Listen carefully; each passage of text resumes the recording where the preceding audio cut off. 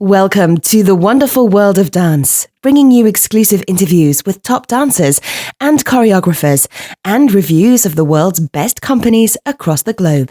You can find lots more on our website at thewonderfulworldofdance.com. Hi, this is Savannah Saunders, and today you're in for a real treat as I'm excited to introduce the extraordinarily talented ballet dancer, international principal guest artist, and social entrepreneur, Aaron Smyth. Aaron, who's originally from Australia, is on the streets of London right now. He's just walked out of Starbucks in the famous Old Street in London and is jotting down to rehearsals while he has a chat to us about his project, Dance for Humanity. Hi, Aaron. Thanks for joining us. Hey, pleasure to be here. Thanks for having me. So, you're actually Australian from the Gold Coast. Mm-hmm. Tell us about growing up in Australia and studying ballet as a child in Oz. Well, I think I was about 8 years old when I started, dancing. And from that, I was doing everything at the time, like sport, soccer, swimming, athletics, gymnastics, and then my sister was doing a dance class, and I said, "Hey, Mum, can I please come along?" And I guess from that instant, I knew that was what I wanted to do for the rest of my life, which was kind of amazing. And I'm sure a lot of dancers would know it's like you just have an instant passion for it. And dancing in Australia, growing up in Australia, was so beautiful.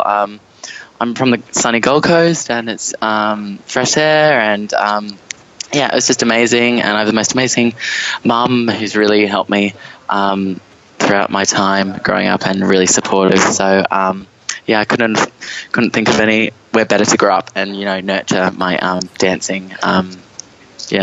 But you left Australia at the young age of 17 to study over in America with the acclaimed Jacqueline Kenia Nasser School at the American Ballet Theatre on a full scholarship nonetheless. Yeah. Tell us about that experience.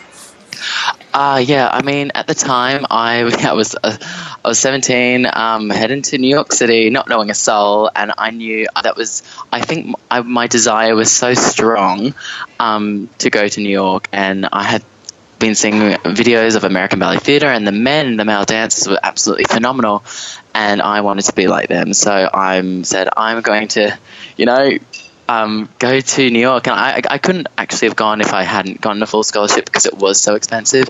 But I was just really, really fortunate, and I really made that my goal and my aim to get there, and I did. And I spent a year and a half at the school there, and then I got promoted to American Ballet Theatre 2, which is now the studio company. It was just the most incredible experience. We went traveling all around the world on 6-week tours. I was dancing principal roles. It was actually I had the best time and learning from the world's best, choreographers and teachers. It was really inspiring, and I really treasure that moment in time. It sounds like a bit of a dream, really, leaving Australia, going to New York, traveling the world so young. How did you feel about being away from Australia, or were you just loving it when you're on the dancing tour? I guess it's just sort of like I had such a passion for it, and I really didn't click into when I actually was in New York. I'm like, oh my goodness, I've left my mum in Australia. They're on the other side of the world. I'm like, oh my goodness, what have I done? But I was just so passionate, and I knew this is what I wanted to do, and nothing was going to stop me. But I really do. I look back now, I'm like, gosh, I really was sort of taking a leap of faith, but I do love Australia, and I always will go back and forth. But I guess that's the artist's way of life, traveling, like the traveling gypsy. You also worked with the Royal Ballet in London. Yes. Tell us about that. And of course, they're a famous world famous company. How different was that to, say, working over in New York versus with London with the Royal? I guess I have I feel like London is sort of my second home. My mum is British, and she took us over here when we were, I think I was like 12 years old, to experience where she grew up, and I really sort of like felt connected, and I have lots of cousins and family here. So after I was working in New York, I thought I'd give another big tick off my list, bucket list, I guess, would be to dance with the prestigious Royal Ballet. Yes. And, I made that happen. Like, I mean, I was really... Amazing. It was like, I really wanted to come here. So I really... Monica Mason hired me, and just dancing in this massive institution, which it is, but it's just, and so much history to it. It was really a huge honour, and I enjoyed every moment. But things happen, and then I accepted an offer with the Joffrey Ballet in Chicago after that. So another big move, right across the Atlantic. Back to the States. I felt like I missed the States a bit, and I just got an offer out of the blue, and it was just, I thought it was just all to do with timing. I feel like if you just got to trust your gut feeling, and this was sort of my gut feeling to do this, and then so I spent 2 years at the Joffrey Ballet. And how was that? How was working with the Joffrey?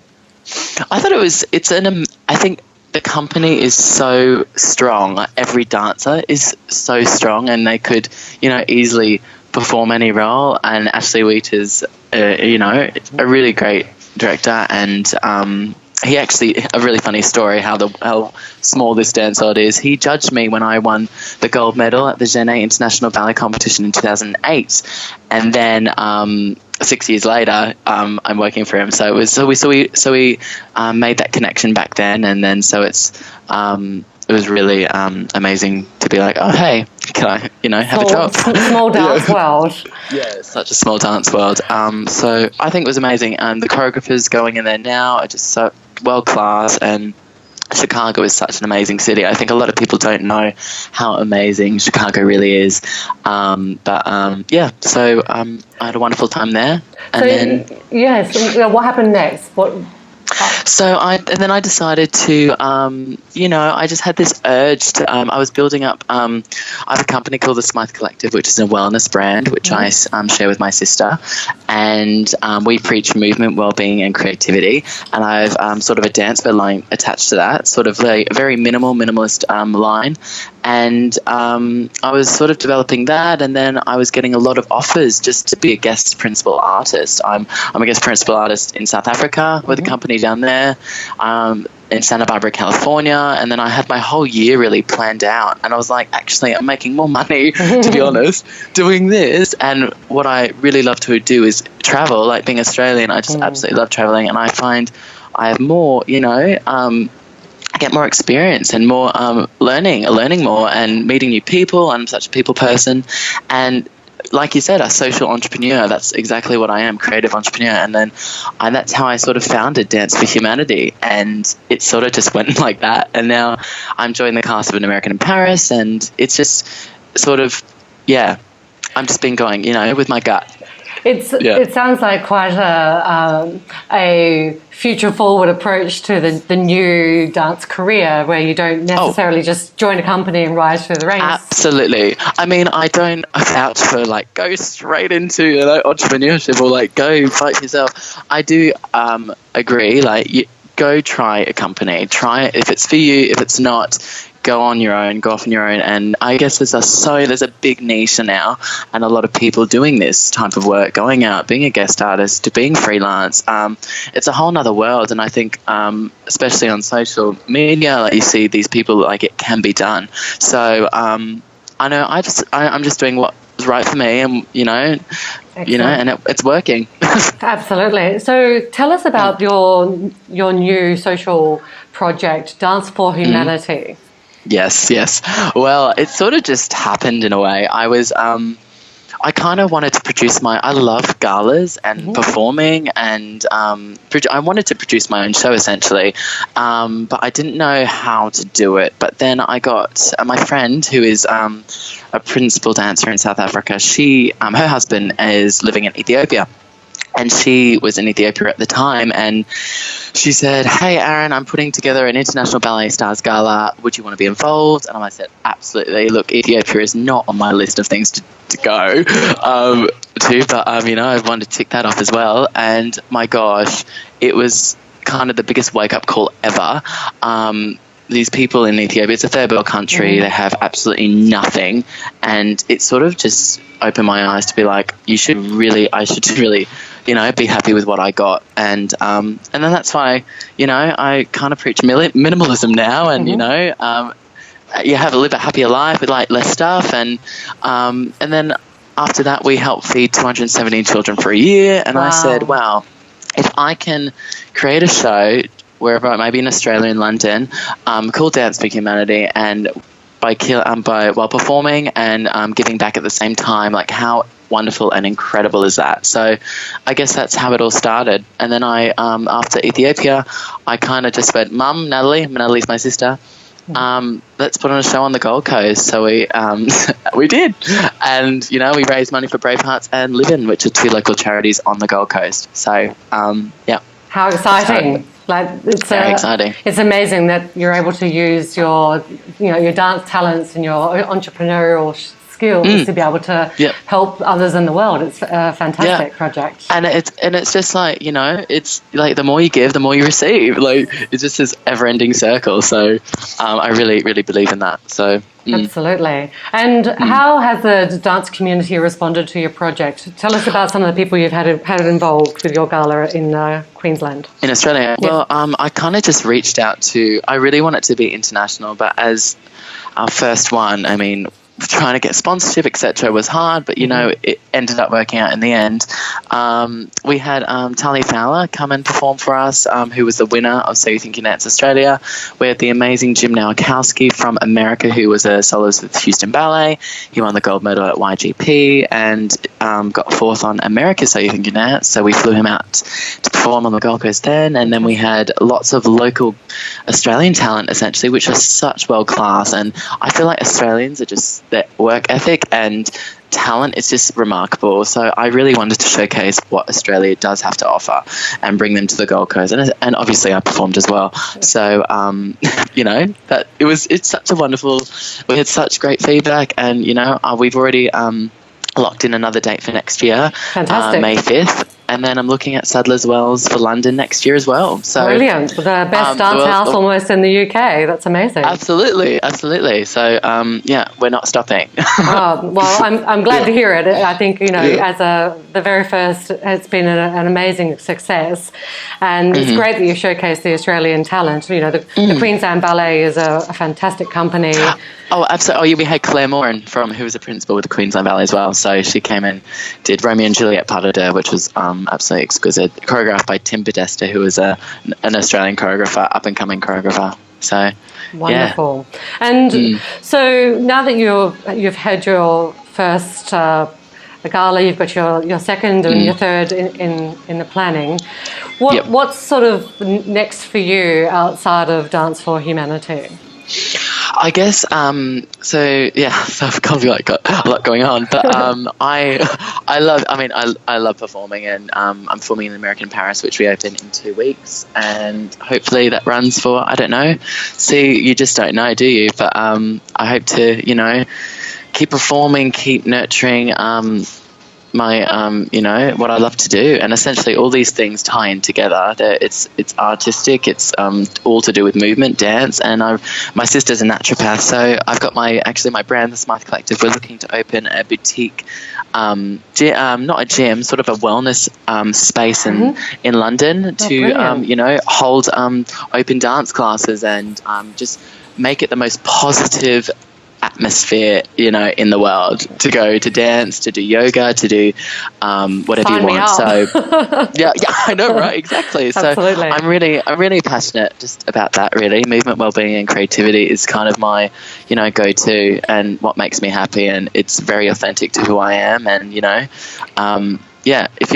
guess that's really good advice. That you have to be, if you're so authentic to who you are, it'll just be successful. So, Well, you've answered one of my questions. The question I always love to pose, which is about what advice you would have for other aspiring dancers. And I think authenticity is such great advice. Absolutely. Well, you're an artist, especially what I found hard in a company is like you're under the direction of one person who has, one sort of objective and one sort of vision. Like if that's not your vision, then you're screwed, to be honest, So, but if you're lucky enough to let that, person in that high position like you, I mean, you're in a very good position, but that's very minuscule, isn't it? So I guess if you want to be, really true to yourself, like you'll know what's best to do. And I think that's really wonderful advice, and particularly in this day and age where your ability to control your career and have a slightly different career is very accessible now. But with such a busy schedule, you're traveling all around the world, you've got all these great, amazing projects. How do you look after yourself, and how do you look after your body? Oh, well, it sounds rather busy, but you know what? It's not. Like, it is and it's not. I feel like I wake up, I kind of just, I really actually love this West End schedule. I got the whole kind of my show's at night, so I have basically the whole day to do what I want to do. So I can do my projects in the morning and then go and do my show at night. So I'm actually really fortunate to have that schedule at the moment. But I go really look after myself. I eat, healthy stuff. My sister's a nutritionist, so she helps me with that. And, just be happy. Be happy. That's it. I'm like a very happy person, very positive person, and I really want to sort of share that with the world. And, Well, you certainly sound happy, and it sounds like you're living. Oh, thank you. Living the dream, especially coming from Australia and dancing on the best stages with the best companies in the world. So, but it hasn't always really been like that. It's sort of been, I guess, in the last 2 years, a year actually, I've really sort of, gone. So it's taken time. It hasn't always been like this. So it's taken time for me to be like, okay, this is what I want to do, and I actually can see like, yes, I feel really good all the time. So it's really exciting.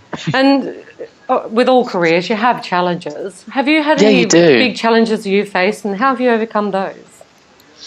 I guess, to put it bluntly, I've been sort of like, I guess, the universe, I guess, have put like, it's been a roller coaster.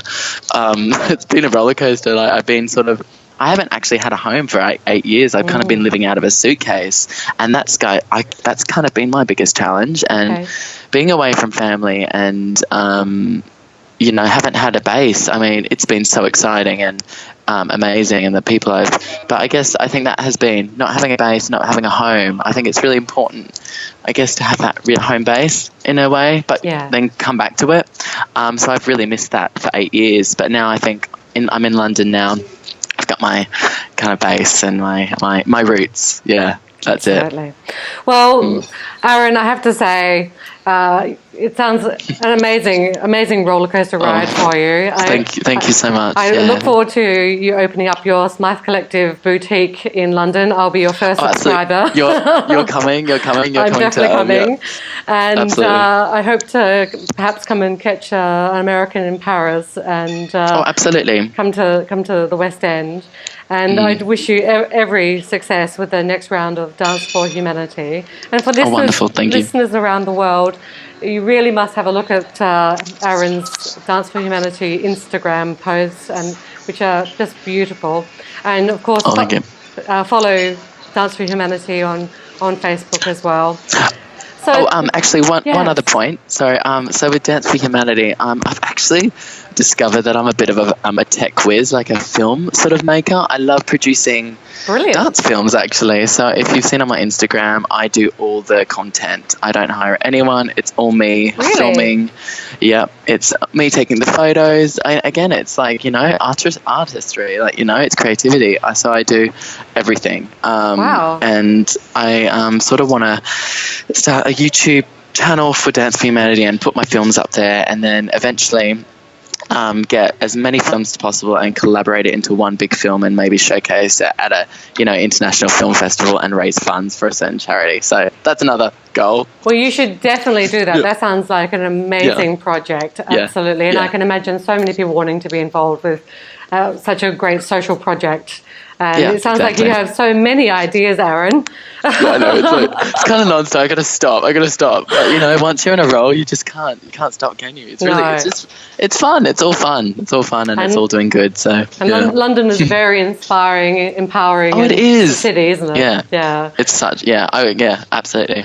Well, look, keep in touch. You know, come have a chat with us again about I will. Would love to. your film, and we will love to come and see it one day. Okay. Wonderful. All right, Thanks so much for having me. Thanks, Aaron. Don't forget to subscribe. We've got some incredible interviews coming up with principal ballerinas and renowned choreographers. We love dance and ballet, and we hope you'll love us. Join us on Facebook and Twitter.